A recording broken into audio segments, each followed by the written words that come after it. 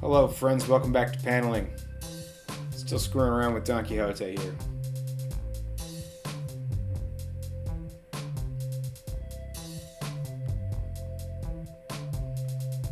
I'm trying to go too pointy.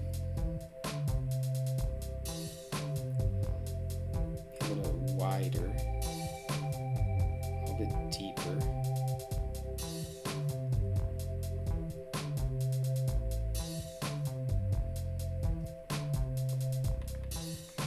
Point those teeth way back deep into the jawline, into the skull. Give the mouth some corners.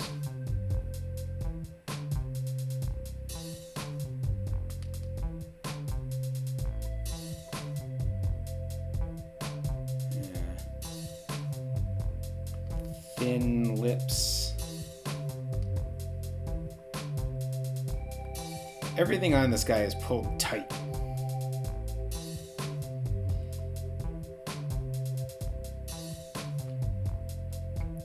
The interesting thing about this is the first episode of Paneling, I picked a character and an artist with whom I have spent countless hours. And I guess I've spent countless hours with Oda at this point, but Doflamingo not so much.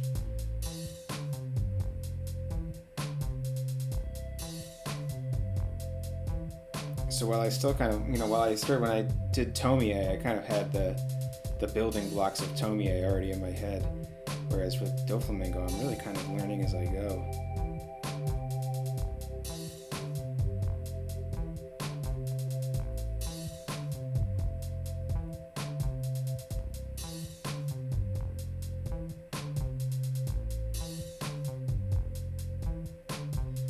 It's like, where's the light source? It's behind him. It's coming in from the sides.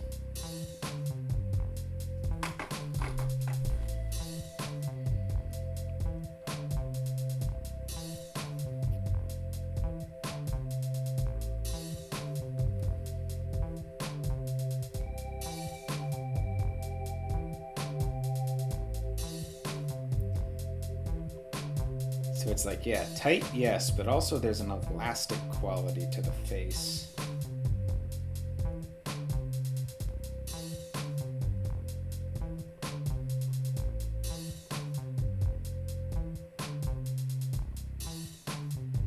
See, I like this better than whatever I had before.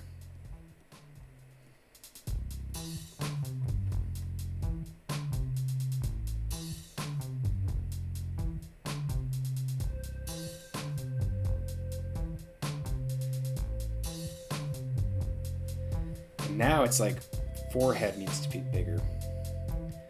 Or should I say the forehead needs to be more pronounced.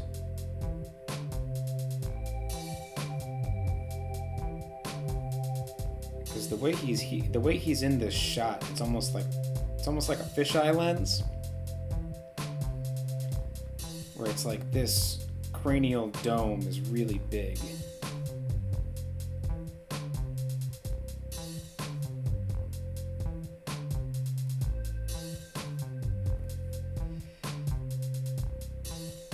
Yeah.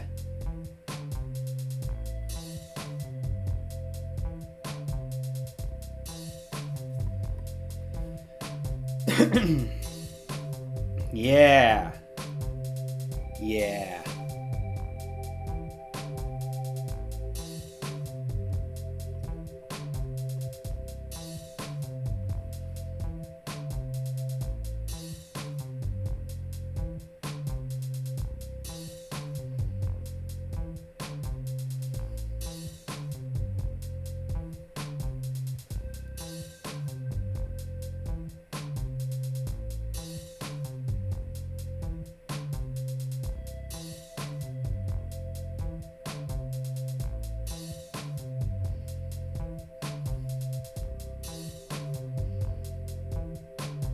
How's that hairline, do you think? These lines of it. My posture's been terrible lately. And It's affecting my work. I need to be moving from the shoulder. I need to keep my arm nice and limber. I need to not be tucked in doing this. Pull some nice big shapes.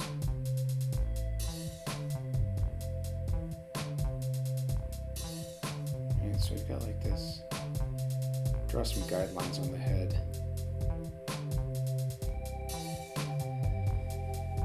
So you get more of a sense. Yes, this is much better. My problem is sometimes.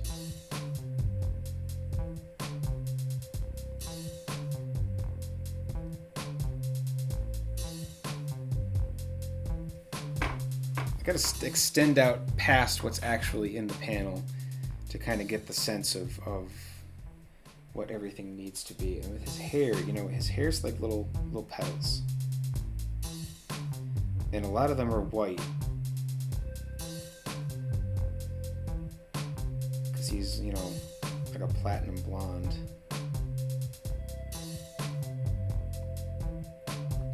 There's a couple different ways that you can draw hair, and I have for a long time been like doing it like Lego hair essentially, where it's, you know, you draw the hair as a shape.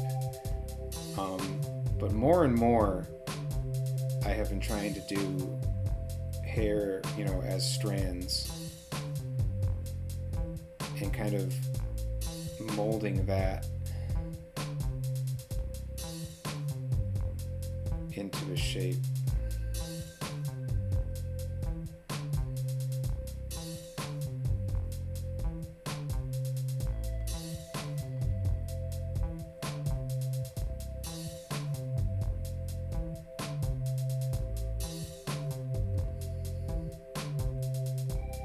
Because there's like this. What I feel is the way that, you know, if you look at Doflamingo's hair, it's an outline, but it doesn't feel like an outline, right?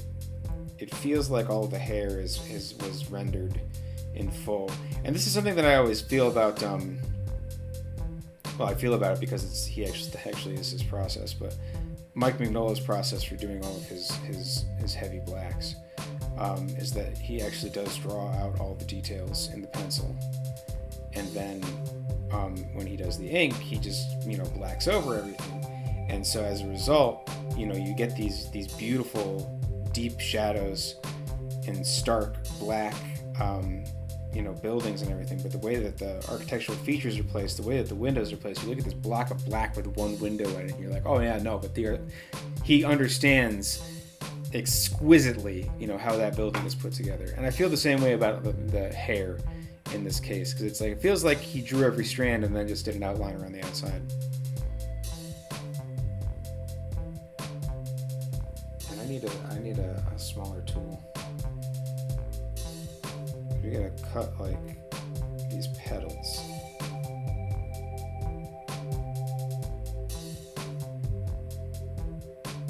I feel like Doflamingo's hair could cut your hand if you brushed it through, right? Sharp, pointy, rigid.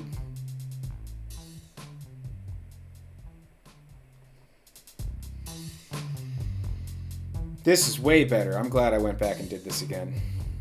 We still got to figure out all those blacks on the forehead, but that's okay. I would so much rather do this 100 times over and then get something right and learn the why as to how it worked than I would do a quick version of this that's half-assed and looks bad.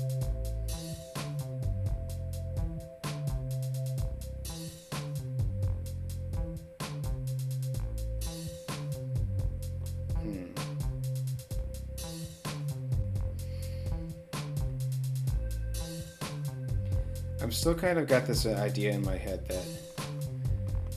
that the black coming off his forehead here needs to be done in like a block that I then carve out of.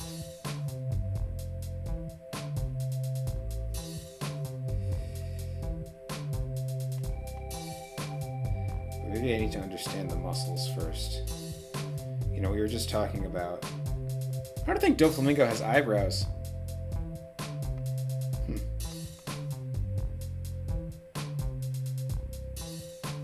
We were just talking about like Mike Mignola and intrinsically understanding all the geometric shapes.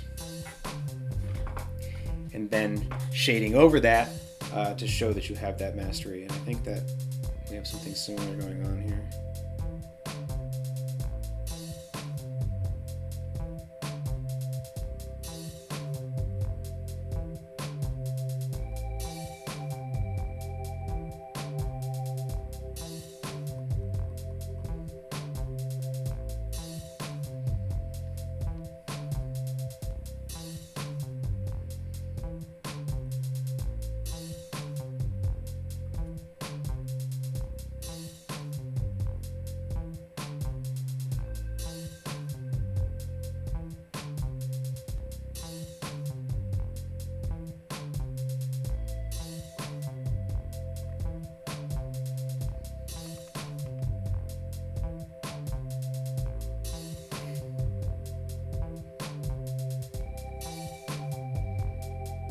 I don't know how you could have this many veins popping on your forehead and not be actively having a stroke, but...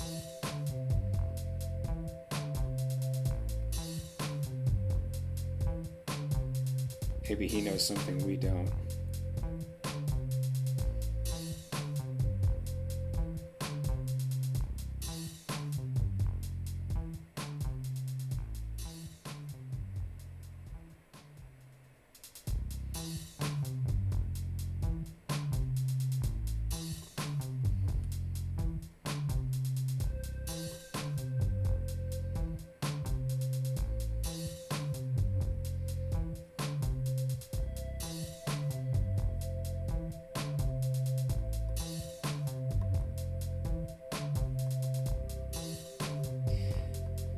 Oh, thinking about One Piece and everything, and wondering to myself, like, not especially now that there actually is a live-action television show. Are they even going to make it to Dressrosa? I doubt it.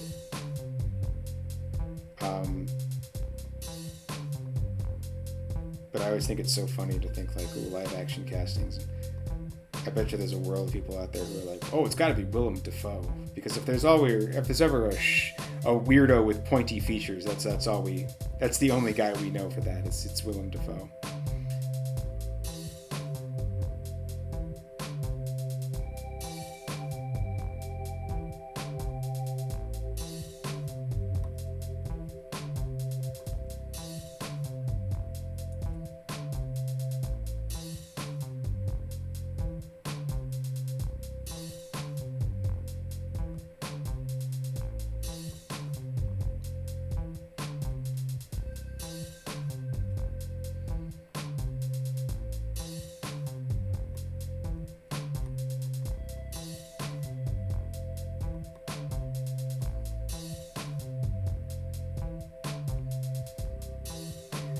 Going into that thumbnail an awful lot.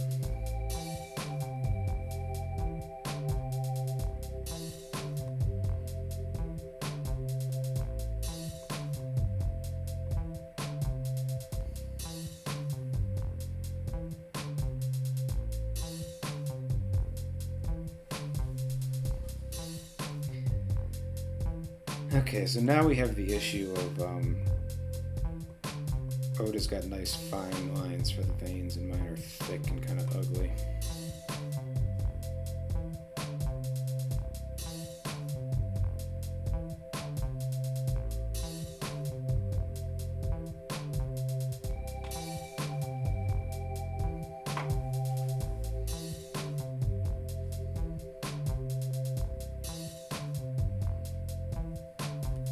I am kind of, I don't want to say that I'm happy with it, but I am interested at kind of how well it worked out.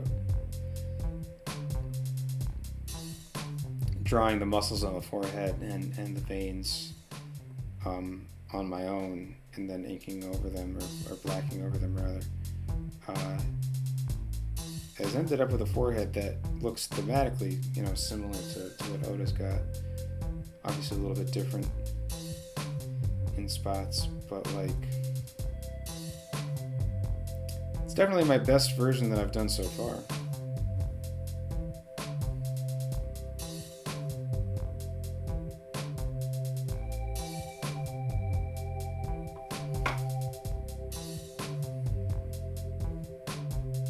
That's not bad. That's not bad. Alright, I think it's going to be it for today. But we're making some real progress here. And the issue that I have now, is it really an issue? Oh yeah, mine's way bigger. That's okay. Means I can shrink it down, which is good because it's getting a little unwieldy. Pretty good side by side. It's getting there. It's getting there. Kind of a rough start. But I think I probably say that every time, so I'm not going to be too worried about it. Hey, I appreciate you coming with me on this one. And next time, obviously, we're going to keep going and do a little bit more. And stick around for the plug. Thanks for joining. See you later.